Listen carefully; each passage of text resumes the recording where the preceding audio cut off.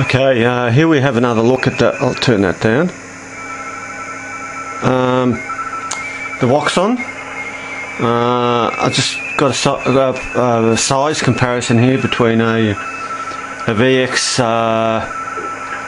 170 there on the left, and also a VR 120. So you can see roughly what size the little unit is. It's quite small. I'll move those two little beasties away. I've been using it for a couple of weeks, and so far I'm quite impressed. It has a few idiosyncrasies, but I think all radios have.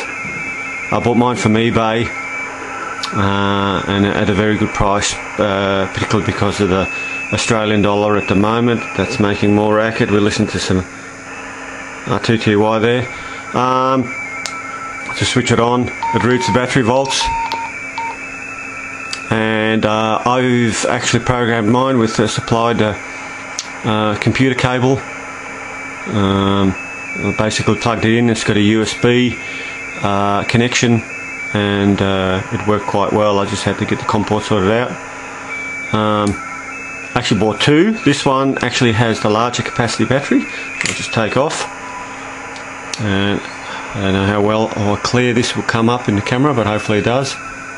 And this is the 1.7 amp hour lithium ion. It was partially charged when I got it, and didn't take long to get it fully charged. I actually like their little chargers. I'll just bring that around. The way the radio sits in there, it's quite neat. Got a little red light at the front, and away it goes charging. Anyway, we'll remove that. One of the idiosyncrasies with it is the actual antenna connection. If you actually look at the antenna itself, it's not that clear, so I apologise. It actually has, the radio itself actually has a male SMA, so on the antenna is actually a socket. So if you're planning to run this with an external antenna, you'll need appropriate adapter.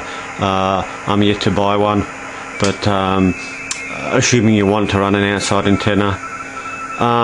One thing I did notice is that when the memory channels were programmed, I'll switch the little beast on, excuse my hand.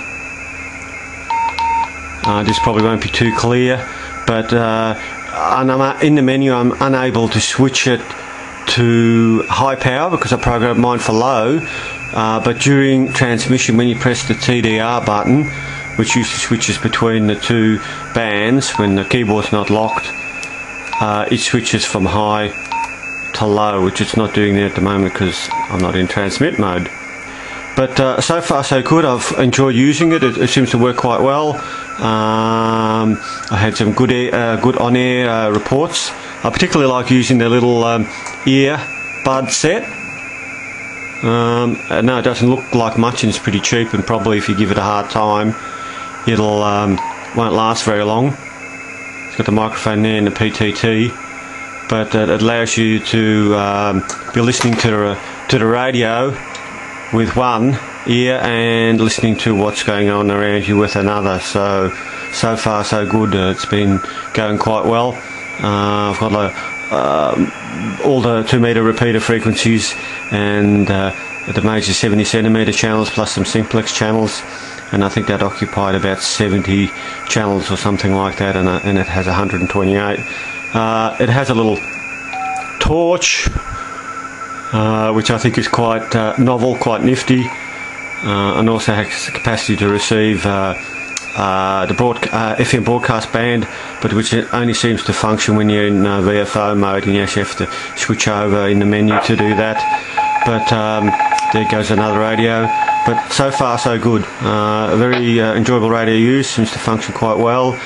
Reasonably good battery, and for the price I paid for it, you can't go wrong. So if you go out and buy yourself one, I think you won't be disappointed, as long as your expectations aren't of, you're expecting a $500 or $600 radio, which it's not.